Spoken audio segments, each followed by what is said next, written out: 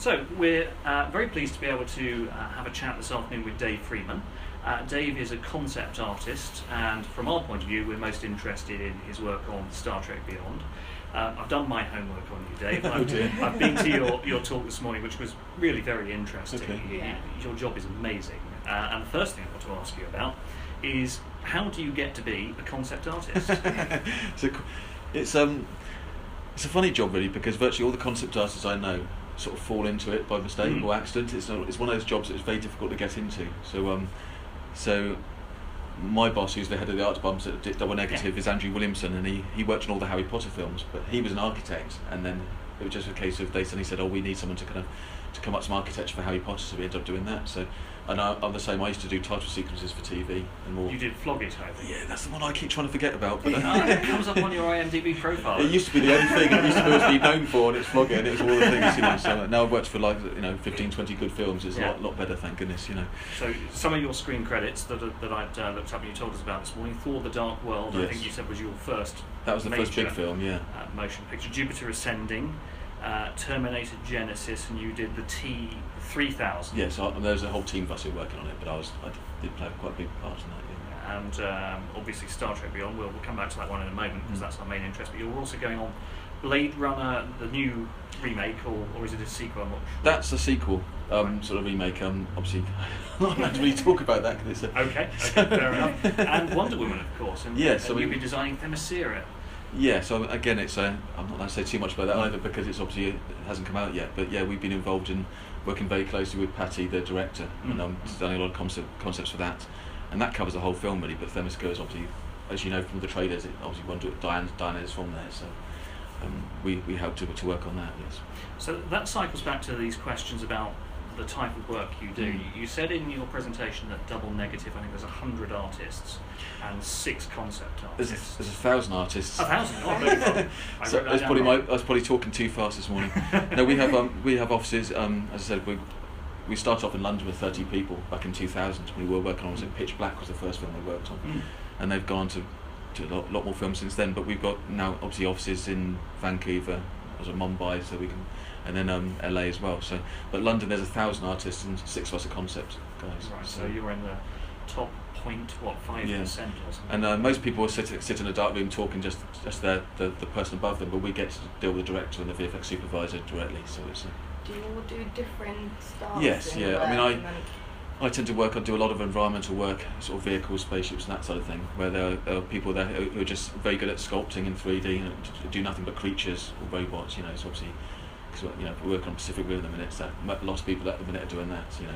Working on that. You talked, I think, about a software thing called ZBrush. Did I get that right? And you described it as 3D clay, I think. Yeah, no, it's like you can virtually have a sort of lump of floating clay on the screen, sort of thing, and basically you can just sculpt it with any type of brush you want. So you can drag it around, push it around, sculpt into it, and that's what everyone uses these days to build the creatures. Because as I said on the other talk, rather than just drawn up one picture, and see it from one angle, you can now see it from every angle possible, and you can do turntables.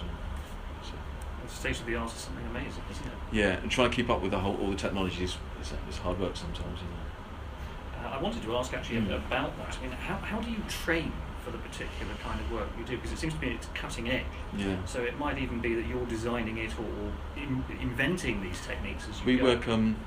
We work closely with companies like the Foundry, who just, they use like Nuke and Modo and a lot of and Katana and a lot of the main effects software. Yeah. And it's a two-way process. They do come to us and we say, well, we could do with this, or this would help if you built this into the system. So we have developers the whole time working with them, and we've also got scientists where we work. So as well as the creative side, there's a lot of technical people, scientists who actually develop their own software and ideas about how to create stuff, so they work very close to those companies.